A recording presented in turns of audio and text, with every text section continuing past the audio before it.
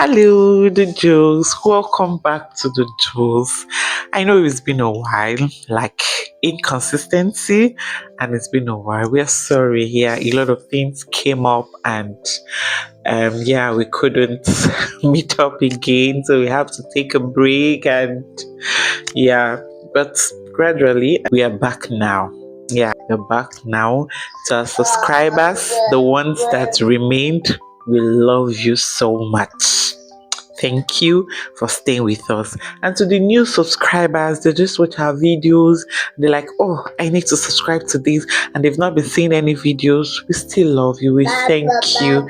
Thank you very, very, very, very, very, very, very much. Thank you, everyone. And the ones that have left because of our inconsistency, I trust and I promise you will come back. Yeah. Thank you, every one of you.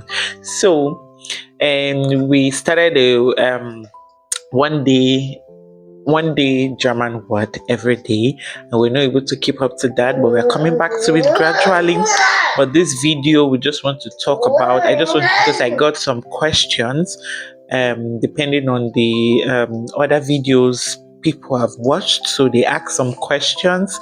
So I just want to, though I've answered them, but I just want to still put it out there because it might be important for one or two persons, and also there's a new update in the visa application form. No, not the form, but visa application for FSJ, BFD, Ausbildung, and yeah, to apply for a visa interview at the embassy. So normally before, this is how it works. You have to, while you are applying for organizations or hospitals here in Germany, you have to apply for an interview date at the embassy.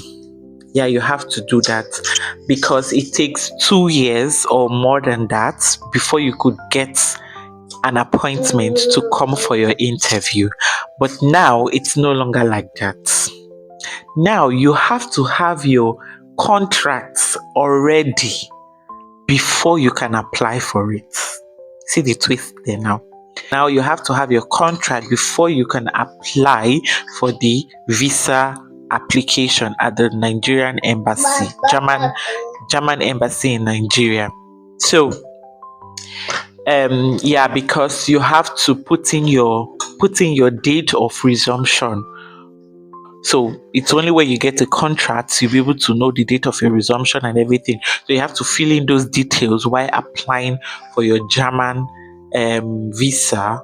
Yeah, for your visa. So that's how the thing is now. So it's advisable you get a contract before you apply. And for those of you that have applied then that it was still like you have to wait for 2 years or so, and now you are getting dates but there is no contract yet, and you've gotten a date because you are the old applicant. So this is how it works, because I've come in contact with someone that it happened to.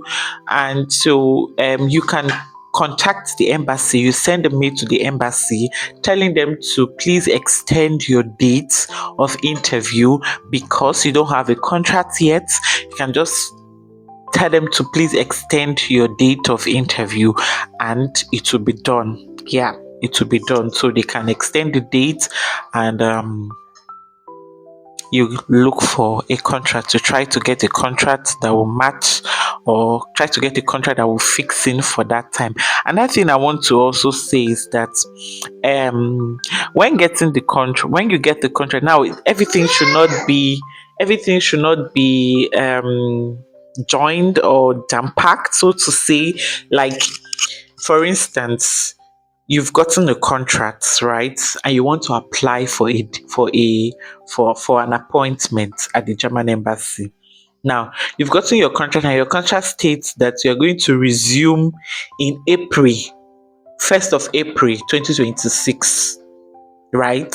Now you cannot apply, like you've gotten the contract for 1st of April 2026. Now for the interview date, for the visa interview date, you have to like apply way, like you can't apply in March, you can't apply also in April. So you have to give that length, that time, because as you apply, they are not calling you immediately.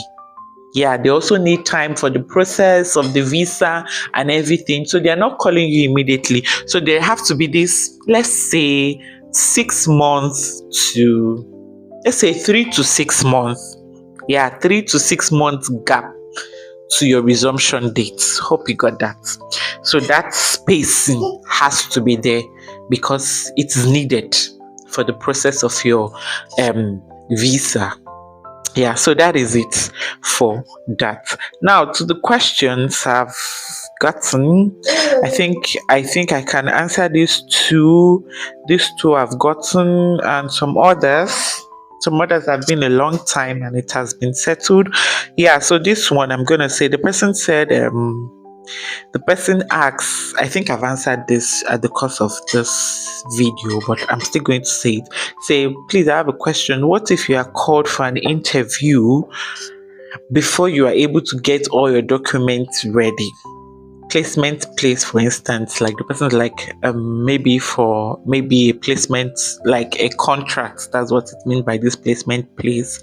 So like I said, you can ask for extension of the dates of your interview, then it will be granted unto you. Yeah, so that is number one. Then number two is yeah, thank you for the heads up, you're doing a good job, thank you. My question: how do you answer the question, what are your plans after your voluntary year? Good question. Now, voluntary year is the FSJ BFD, that's Freiwilliges Soziales Jahr, and Bundesfreiwilliges Soziales Jahr BFD. So the because normal during the interview you're being asked several questions, and they will want to know your plans, your intent. They will ask you questions for that. Now, oftentimes, like back then, many people usually say, and yeah, I will come back, I will come back, I will come back. I'm one of them though. They usually say, I will come back, I will come back, I will come back, I will come back.